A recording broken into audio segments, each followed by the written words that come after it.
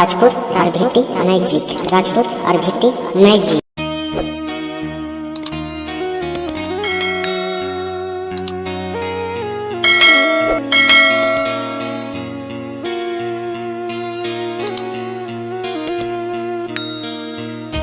लेने आए हैं, तोरा धक्का लग जाऊ।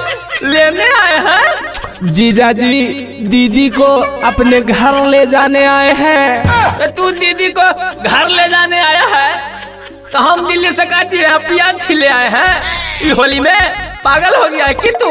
ए जीजा जी, हमको मम्मी पापा ने बोले हैं कि जाओ दीदी को घर ले आओ। तोर पापा की बोलते बेटी के अभी ले हमारे घड़ी दिल के हो रहे 3 बहन के रेडियो का हालत देवे रे दिल के हो रहे उ की बोलते बेटी के गरिया मत सुनाओ हमरा।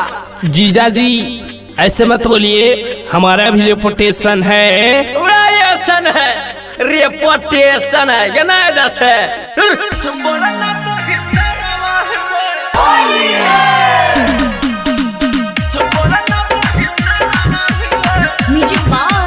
DJ Vikas mix by DJ star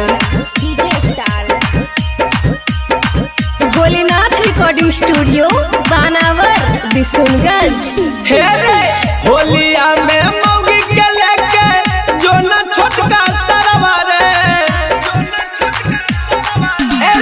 होलिया में मौगी के लेके जो न नहीं हरवा रे, के गरा में रंगवा डलवई बोलना बहिन फरवा रे, अरे के गरा में रंगवा डलवई बोलना बहिन फरवा रे। अरे होलिया में छोड़ के अलियै दिल्ली शहरवा रे, मौगी एला छोड़ के अलियै दिल्ली शहरवा रे, अरे के गरा में रंगवा डलवई बोलना बहिन फरवा रे, अरे के गरा में रंगवा डलवई बोलना बहिन दरवा रे।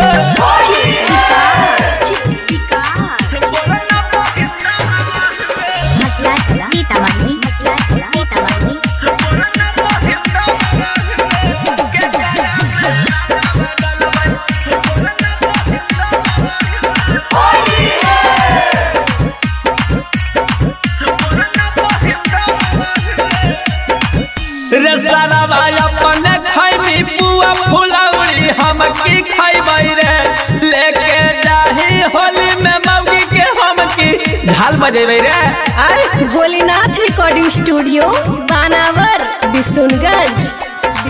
रे सारावा अपन खैमी पुआ फुलौरी हम की खैबै रे, लेके जाही होली में मौगी के हम की झाल बजेबै रे। मार के माथवा फाड़ी देबो बहिन छिनरवा रे, मार के माथवा फाड़ी देबो बहिन छिनरवा रे, के गरा में रंगवा डलवई बोलना बहिन फरवा रे, अरे के गरा में रंगवा डलवई बोलना बहिन फरवा रे।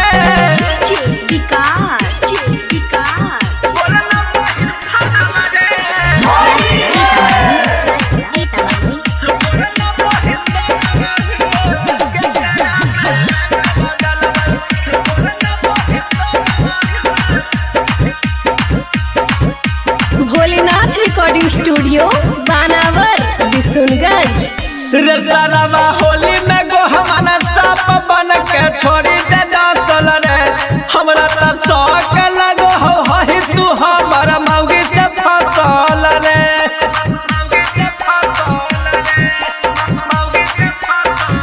रे सारावा होली में गो हमारा साप बन के छोड़ी दे दासल रे, हमरा त शौक लगो हो ही तू अपन बहिनिया से फसल रे।